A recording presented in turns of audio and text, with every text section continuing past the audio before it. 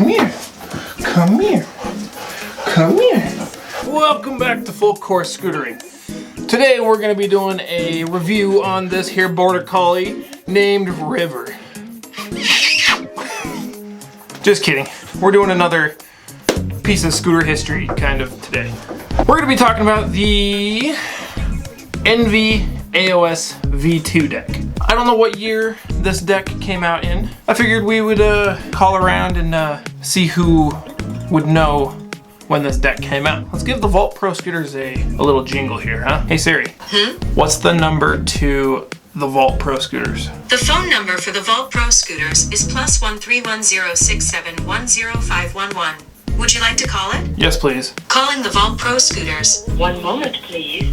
The operator is not available. This mailbox is full and cannot accept any messages. Please try again later. Exiting the system. Goodbye. Well, that didn't work.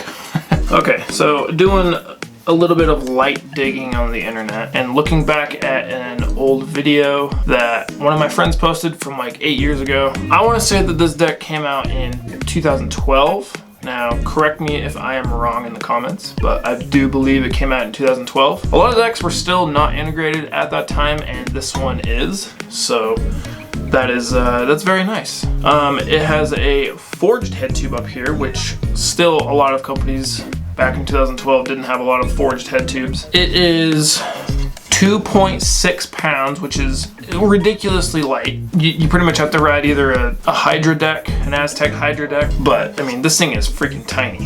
It's 4.5 wide by 19.5 long, and you got 14 inches of foot space here to here. My friend did loan me this to make a video on today. Shout out Joseph Hoskins, or Bubba if you know him personally. He's got himself his own little collection of scooter parts for himself, and so I asked him if I could take this and make a video on it. So thanks, Bubba. So back in the day, Envy brakes were like super hot trash. Like they would snap all the time, and he recently had, at that time, he had the Maxim Legrand Addict deck. I think he rode it for like 2 weeks and got rid of it. But he had all these Addict brakes left over, and so he drilled the hole out and everything himself. So it does have an Addict brake on there, which makes it a lot lighter. Now, obviously, there are no spacers or axle for this, so I'm gonna have to jerry-rig something up here to get that working. We're gonna go ahead and throw this on, and we're gonna test out how it feels.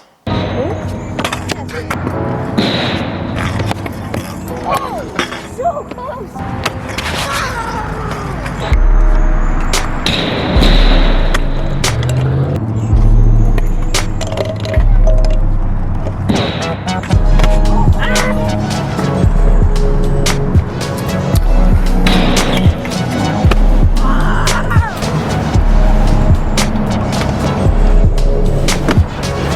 Making all my friends go subscribe.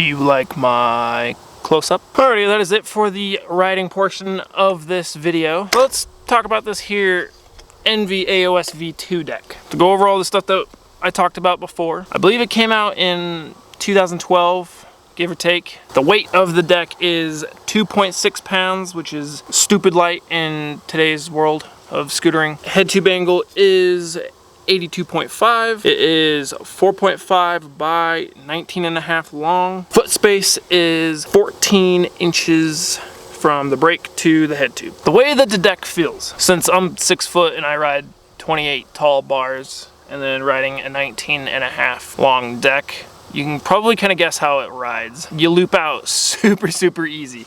It took me quite a while to figure out how it actually rides, how to not like loop back, because riding a 22 inch, you can really lean back on it super far and it doesn't loop out like that. So I had to really get used to that. You know, back in the day, there really wasn't a huge option for like street riders and park riders. I feel like the street versus park thing has really just been within like the few, like maybe 3 or 4 years.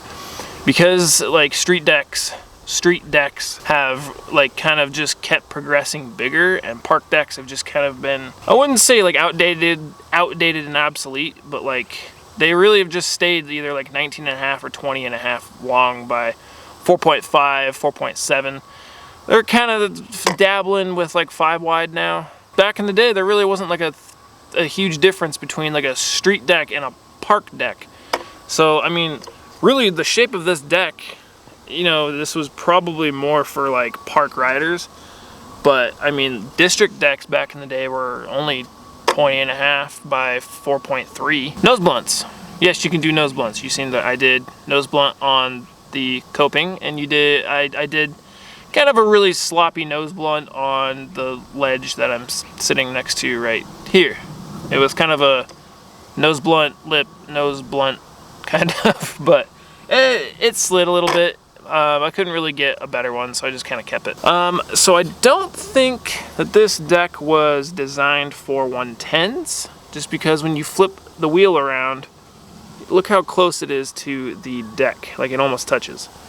So yeah, I don't think it was designed for 110. Overcrooks, I couldn't really get into overcrook that well on like the bank thingy. But I feel like I slid a pretty good one on the ledge that I did the nose blunt on as well. Like that might have been one of my longest ones that I've ever done. But when you look at the top of the deck, it's kind of round where the nose blunt area would be on top. But then you look at it on the bottom, and it's actually like really, sorry, hit the mic. It's actually like really square on the bottom. So you can actually, you know, be able to do smiths and like overcrooks and stuff like that fairly easy. And it actually slid pretty well for, you know, maybe a deck that they weren't really manufacturing and thinking of overcrooks back then. There was probably people still doing them very seldomly, but it really wasn't hugely popular back then. As for like board slides and stuff, it's really just me trying to get used to it. But for some reason, I can't freaking balance on rails on this damn thing. I don't know what it is, because I remember I've ridden a whole bunch of TSI threshold decks and like hammerheads, like 4.5 decks. I remember being able to slide really good on it, but you know, they were also 22 by 4.5, and this is 19. I didn't really do that well with board slides, so that's why I didn't really do that many. Especially front boards and like back lips. Like I can't jive with it. It don't work very well. But 50/50s actually, I was thinking I was really gonna struggle with 50/50s and not be able to like lock into them, but I don't think I really slipped out of one once, besides doing like 50/50 stalls on coping. Yeah, I actually locked in pretty well and never slipped out. And this deck, you know, it's probably still got a whole bunch of old wax on it from back when it was ridden, so it still slides pretty decently well. A lot of scooter decks weren't really boxed at this period of time. I know districts were kind of square, and whenever TSI came out with the threshold, I know that theirs were kind of boxed, so you can't really do 5.0s on this. I should have threw a peg on just to see how it felt. It didn't have an axle with it. I kind of jerry-rigged some spacers and an axle up together. Yeah, it's not really the proper way to do it. I mean, because I couldn't even get it all the way tight. It's on there, so it works. The spacers are like slightly, like a couple of millimeters too small probably. And like I said before, Envy brakes back then were total trash and they would snap really easily. So I'm pretty sure my friend snapped his and somehow drilled out a hole and all that for an attic brake. I think it looks actually really sick. It's just like real close and kind of wraps around the wheel real nice. And these wheels look really sick on here. If you want some of our wheels, definitely shop through the link in the description. And I believe that this deck was one of the red decks that they had. I think they had the red one, they had like a teal blue one, or a purple one, which was super sick, and a black one. They had 4 colors, I believe.